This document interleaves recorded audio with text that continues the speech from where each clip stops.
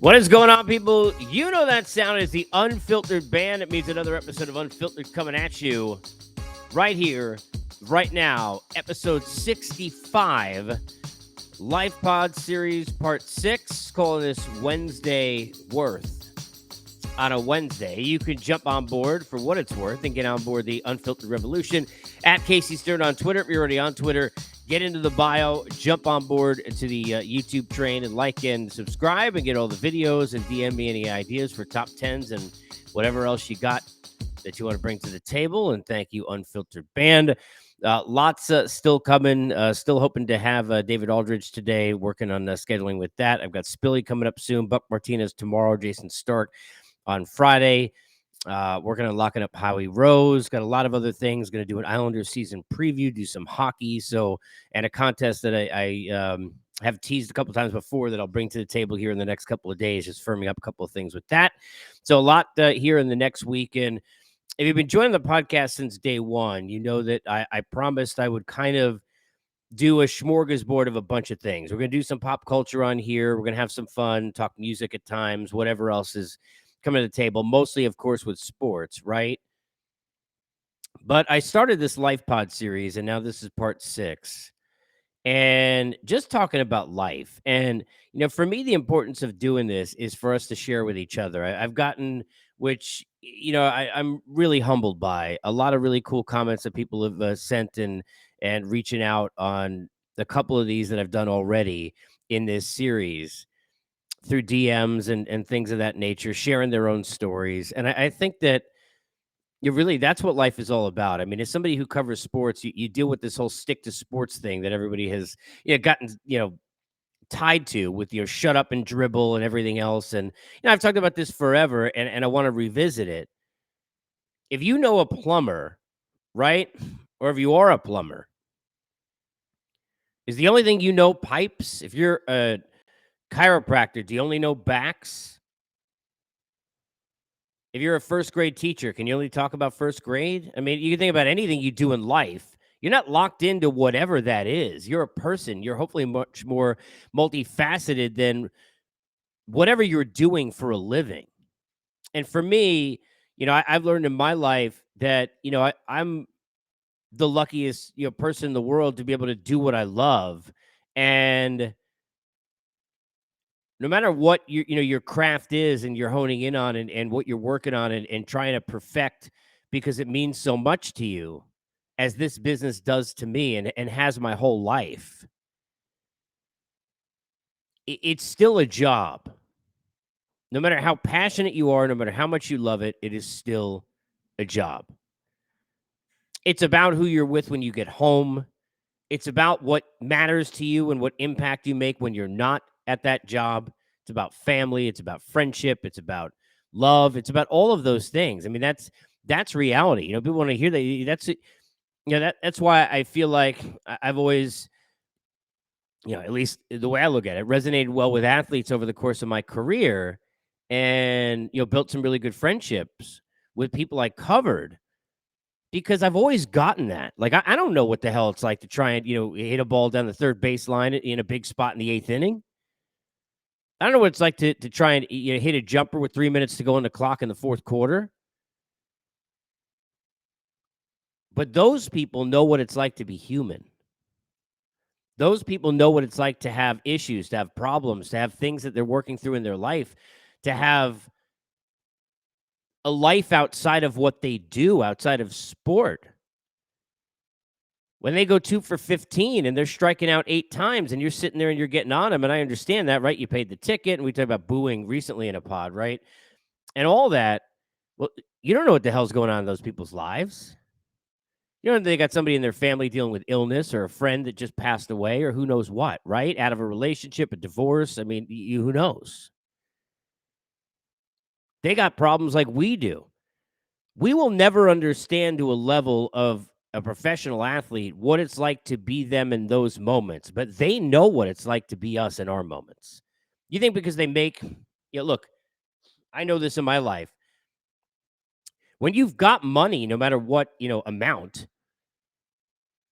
if you've got enough money to enjoy the fruits of life more than maybe you used to at certain points in your life or others or whatever. It makes it easier. Of course it makes it easier. Yeah, money makes everything easier. So you want to say an athlete has it easier, they got it easier. Sure. Maybe they got it a little easier that way.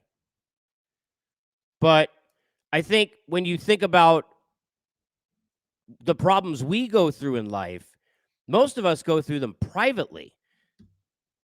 Going through it publicly for an athlete makes it a lot harder. No longer is it easier. And what I wanted to talk about today, and for me, I think it's important just to say before I kind of dig into this a bit. I don't know what the hell the answers are to everything in life. I don't. I'm still working on myself, working on life, working on career, working on family. But I think sharing, we all teach each other, right? That's how I've learned.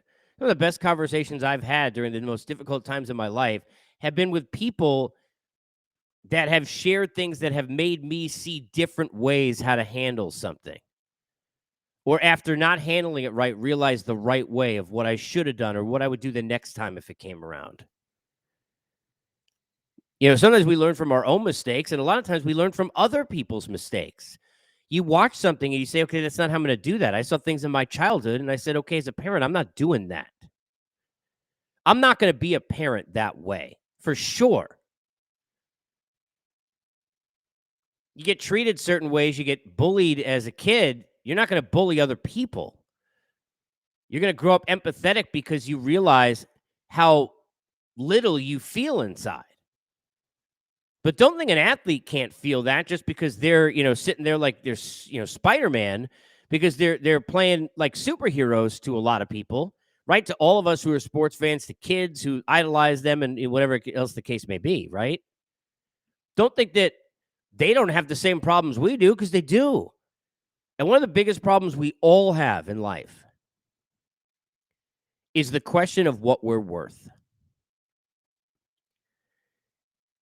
How much money we're worth, how much time we're worth, how much patience we're worth, how much forgiveness we're worth, how much love we're worth, how much friendship we're worth,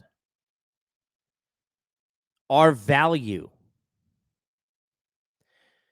One of the biggest lessons that I've had to learn the wrong ways and the hard way, and a lot of it my own doing, is the lesson of knowing your own worth without it being placed on you by somebody else. Without it, and the gratitude of it and the feeling that you get being of someone else and what they value you to be, what they deem your worth to be, what they see your value as being. But learning what your own value is, what your own worth is. It's a struggle I still go through in my life, and a lot of you do too. To think it's not the case because I'm behind a microphone and I look confident or whatever, or you happen to have, a job that makes you even, look like a superhero. You're a big time lawyer, or you're a great athlete, or whatever it is, right? Whatever you do, it doesn't matter what you do, because a lot of times what you do only masks how you feel and who you see in the mirror. And a lot of times who we see in the mirror, we don't like. A lot of times athletes and your superheroes, what they see in the mirror, your actors, your actresses, your rock star, whoever, they don't like either. That all comes down to what is the value we see in ourselves. And for a long period of time, I placed value on myself solely based on the value that other people saw in me. How I was accepted, how I was appreciated, how I was applauded, how I was paid. All of those things. You can make it in a career and bust your ass and grow and learn and be proud of that, and should. But you don't make it in life until you're proud of yourself. And that's something I'm still working on every day. So are many of you. That's why I wanted you to reach out and get at me at Casey Stewart, get into DM, share stories. I want that. It's about helping each other, right? We're human beings. These are the conversations people don't have because everybody's too damn afraid, people. We're in a world where everybody's scared. And I don't mean scared of what's going on in society, that they're going to get hurt, or scared for their kids, or all those other things which are real life things. I mean scared of who they are, scared of their own identity. You got people in the world who are living fake lives. Everything they do in their life is for other people, their parents, the friends they're trying to impress, boyfriend, girlfriend, husband, wife, whoever it may be in their life, employer. It could be anything. Fans, right? Depending upon who they are or what their story is, and everybody's is different, but everybody trying to live a life that's for other people.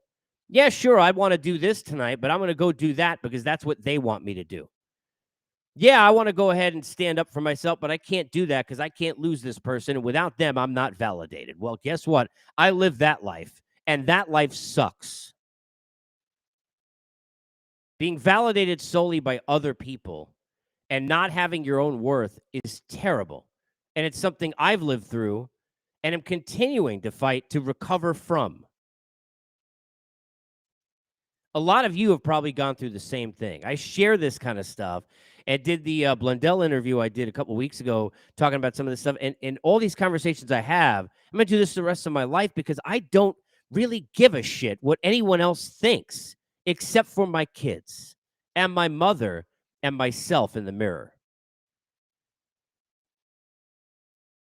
I'd rather be a version of me I'm proud of that is alone than be around people that I've got to try and convince that I deserve their time, their care, their love, their value, their worth. We've all been there. Now, in this business, it's hard because this is what we do. For people who are listening or watching this, if you're on the YouTube side, who do this for a living, I got friends in the industry who will, you know that feeling, you know that life. We're out there, and again, it's the Jason Lee thing, and Almost Famous, who just had their anniversary, and what a great movie that is. But it's that whole thing, I got to find the guy in the crowd and not getting off. I got to get him off, right? That's what we do. It's who we are. And I love making people laugh. It's always been like the best feeling for me in the world. And it is real because I do enjoy it because I like making other people feel good. But it also validated that I had some value for them because what the hell else am I going to do for you if I can't make you laugh? The hell are you going to care about me for? What can I give you? If I'm not entertaining you, what am I going to do for you? Well, there are a lot of athletes who are sitting there saying, if I'm not going to, hit 3 for 4, what the hell am I doing for you? There are a lot of rock stars saying, what if I didn't have talent? Nobody would give a shit who I was. I've talked about this in the past, and this is not just with me. Got a lot of people in the world who have had this happen to them. But that bus and limo thing I talk about all the time. It's not about who's with you in the limo. It's about who's with you when the limo breaks down, who's riding that bus with you. You know how many people I had riding that bus with me? One, my mother. That's it. My kids don't count because they go with me anywhere or ride with me. And every child is that way with your parents, just like we are, right? So it's like, of course it matters, but you know what I'm saying. I had zero. I wasn't important anymore. I wasn't a TV star or whatever. Didn't matter. I had people who literally ditched me on the side of the road and forgot I existed in a matter of seconds as soon as I wasn't important on television anymore. Didn't have a radio show to do every day. They couldn't go tell their friends that it was cool that they knew somebody who did what I do. And by the way, I don't even think it's that cool, so please understand that. I'm no different than you. I thought it was cool because I'm a big kid and I like, holy shit, look what I'm doing. Not that I'm cooler than someone, but that feeling of like, oh my God, like I'm awestruck by the ability to be in this business, right? I'm doing it because it's what I love to do. I'm trying to push back into it because it's what I love to do. I'm trying to climb that mountain again. It's what I love to do. And I got real life news for you. At some point, if I can't do it, it's not giving up because I'll give up on this before I give up on my kids. Before I give up on reality. You do what you can until you can do what you want. But sometimes you can't do what you want. I never forgot that about having jobs like this. And a lot of you who work and do something that you love feel the same way. But a lot of you don't do things that you love and you feel awful about that. I've been there. I've had those jobs. I get it. I get it. But what I didn't realize for a long time is how many people literally only valued me because of what I was doing. It's the hardest lesson I've had to learn. It's the most hurtful lesson I've had to learn as a human. And I'm not saying that to make you feel bad for me. I'm saying it because a lot of you have had that and are having that and all of that, and you're not alone. I felt that too. And for you, it might have been that, they were employees and you were their employer, or, you were helping make them money through investments, or, you were a babysitter and then you weren't and that family didn't care, whatever it is. Like, I mean, everybody's got their own thing. Let me tell you, I lived that life the second I wasn't important to people anymore because of who I was in terms of what my resume said. They didn't give a shit who I was because of what the person I was for them the whole damn time. You never get that kind of betrayal and pain and abandonment back. But what I've learned and what I hope to share stories with people who have done the same, because they're helping me, is I've learned how to use it. I've learned how to use it to refine a footing of who I am. And I hope that people do the same thing and look in the mirror and be like, who am I today? What can I do? Yeah, we got hit with a bunch of shit, but what are we going to do? How are we going to go ahead and make chicken salad out of that chicken shit? Then how are we going to turn that chicken salad into whatever sandwich or whatever food we're really trying to eat? And how do we take one step every day to do that? And it's not easy, people. It's not. But it's all about value. And I don't think I ever realized that. I always felt really good about myself, and I never realized that most of the reason was because I felt good about how I was making other people feel. I didn't realize that they were treating me like shit. I didn't realize it. I was getting treated like shit every single day and never even realized it the whole time till after it was way too late. And then I went back and I was like, holy crap, I'm the idiot for accepting it. I'm the idiot. Some people don't care about other people. There are people who are going to be that way in your life, my life, and everyone else's life. Because they think empathy is not cool, because they're too afraid to be themselves. That's why people don't say them sorry. I've often been honest about this. I've never been, anybody who really knows me, I've never been somebody who cares about anybody saying they're sorry to me for anything. But I never got the one apology I needed. My whole life, 44 years now almost, my birthday's coming up. Only needed one apology. It's the only one I never got. Why do we need apologies? Because we don't feel good enough about ourselves. Because we can't say that person, those people, that employer, that boss, that loved one, that relationship, that family member, whoever, they're not the problem. I am. It's my fault. I'm not good enough. And we get into that headspace, and because of that, then we're like, okay, well, they made me feel not good enough, and why aren't they sorry? But the real thing that we need to go through is to go look in the mirror and realize they treated you like garbage because you look at yourself like you're a piece of garbage. And if you fix that, then you could turn it around, and then you could look at them like I do now from afar, and there's a lot of them in my life the last 2 years, trust me, with that limo and that bus. And now I look at it and I say, they never saw who I was in the first place. They never had any value for me at all. It used to hurt my feelings. Now it invigorates me because I know my own value. And that's where we need to get to as people. That's the hardest part. That worth of not, what I do for a living or how much money you make, or, if you're, got let go of a job, or you lost a career, or your restaurant that you own, went to bunk, or, the bank that you work for fired you, or whatever it is in your own life. Like, that worth, that's why I always say, like, family, not blood. And I'm the first to say this, not. You got people in my family who haven't been there for me when they should have. I got people who aren't family for me who have been for me when I didn't even expect them to. That's family.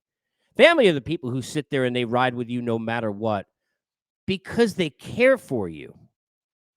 Caring for someone isn't about what they're doing for you. It isn't about if they're at their highest point. That's why I always say that we need to lift people and empower them, because if you really want to empower and help somebody, you're not doing it for you, you're doing it for them. You're doing the right thing for them. Real love and caring for somebody is telling somebody the things nobody else would tell them because they're hard to say, because you don't want to put them down or make them feel bad, but you're trying to say to them, hey, look, this is what you're really doing. This is who you're becoming, and you got to fix it. I'm here for you, but I got to tell you the truth. The sad part in this world is most people, when you do that with them, will run away and leave because they want to be yesed, because they didn't grow up with understanding that love's not a last name. Love is not like, I work with you and we're like coworkers, and then if we don't, like, we don't care about each other. When that shit is real and you care about somebody, you care about humanity the way we all should care about people we come across in our life. When that's real, you tell them the truth, even if it's hard. It doesn't get you anywhere good sometimes. I know that. I've dealt with that in my own life. I'm sure many of you have. Telling the truth to people that if I had gone back in time, if I had lied to them like everybody else did in their life, my life would be back where it was. And in my own time, I would be like, okay, well, that's where I wanted to be. I know that life. A lot of you live that life. A lot of you have situations in your life where it's like, we always go back to, like, what are regret is the worst, it's the worst word in the English language. I've always said this, and I say this in these pods. I've always been, I'm the type of person who, like, I will go forward and keep pushing and try and get answers and try and get truth and try and help people and give too much and go too far with my own soul and throwing it out there, because for me, I know I don't have to regret not trying. I don't have to regret not giving enough into my work, into who I am. Those are the lessons that we all kind of learn from each other. I've seen it the right way. I've seen it the wrong way. And I said this to you, things from my childhood. I went through, an experience about a year and a half ago that was the worst thing I've ever gone through in my whole life. And it's not even close. Hardest, not even close. I'm still figuring out how to find resolution in my own mind. And learning and understanding that it was really my low esteem and my value in myself that caused it. That I was treated in a certain way because I allowed it. That I had dreamed up something that wasn't even, reality, in terms of, like, for me, I was like, Hallmark cards and now looking back, person didn't even care about me.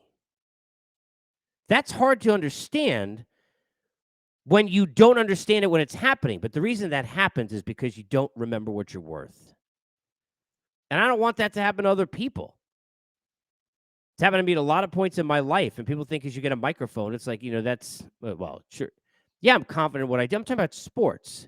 Confident in what I do because I'm confident in who I am. Like, I know the person I am. But when you find out that you're validating yourself solely by what the people around you think, you don't learn that till the hard way. Because then when you realize that they don't give a shit about you and that you've been lied to the whole time, all of a sudden you're zero. Now, if you felt you were worth something, you would then laugh those people off and it would be a joke, and the joke's on you. Like, you lost me, like you employee, employer, like your friend, family member, relationship, doesn't matter, right? Like, you feel that way. It's like, no. You don't understand what you had.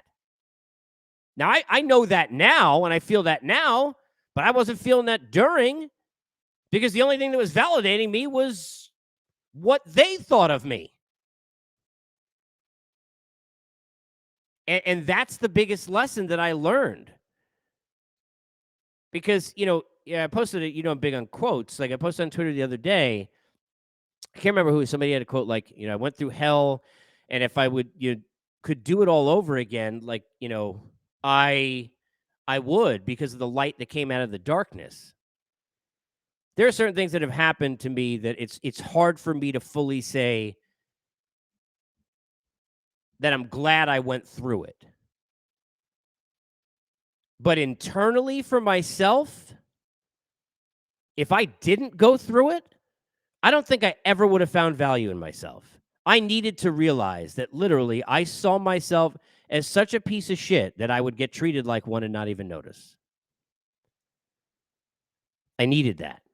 A lot of times we need things and we don't realize we find them in the worst of times. You got to find your own value. You got to find your worth.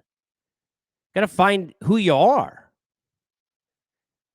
And I think, for me, we talk about one of the great things of one of the reasons why I do these Life Pod series and I have these conversations, and I plan on, I've said this before, like, part of what I'm working towards in my life and my career right now is to regain a platform to be able to spend the better part of my life on people, because this is what I care about now. I love sports, and I will do it hopefully for the rest of my life. But that doesn't make me feel as good as it used to, like somebody saying, like, now I want to help people. I have seen the worst of humanity. And to me, I think it's important to do everything that we can to try and remind people that the way to break the cycle is not to get back at people who wronged you. It's to show them the right way. Think about how many relationships and jobs and things in your life have been ruined by pride. Almost all of them. Almost all of them. A lot of times, there are people who lose people in their life, and I'm not talking about passing away, right? But lose people in their life at like the times in their life that go off the rails. And the only reason they don't regain those people is because those people don't have enough value in themselves, not in who you are, to admit they were wrong and try and right the mistake. You know why? Because they won't do it.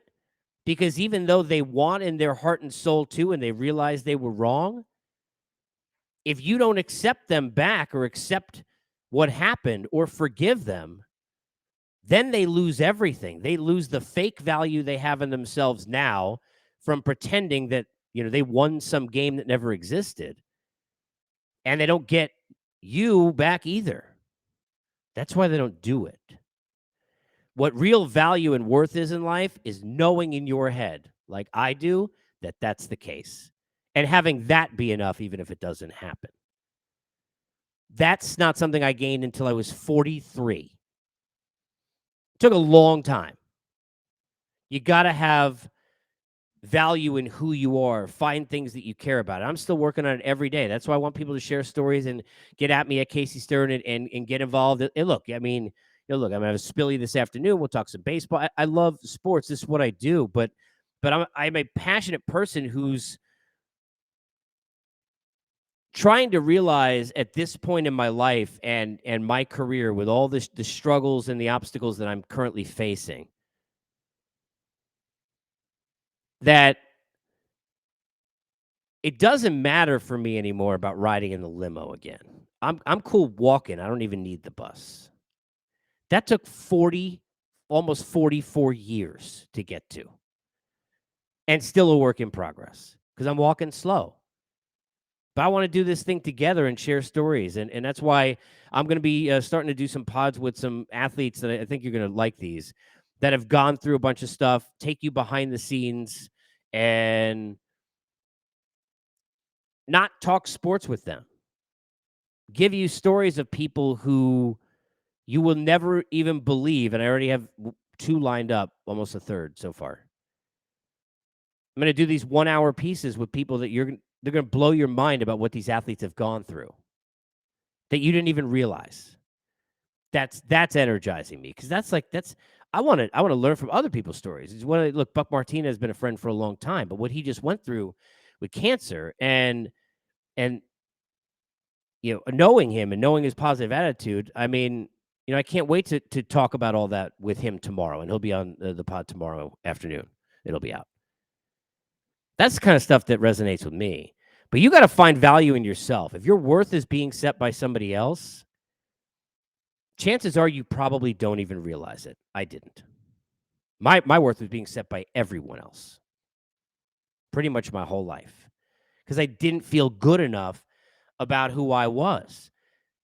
And people will look down on that and they'll say, oh, well, like, oh, there's something wrong with him. No, you know what? There's something wrong with you because 98% of the people probably in the world feel that way one way or the other right now and probably in a lot worse ways and been through a lot worse things than me.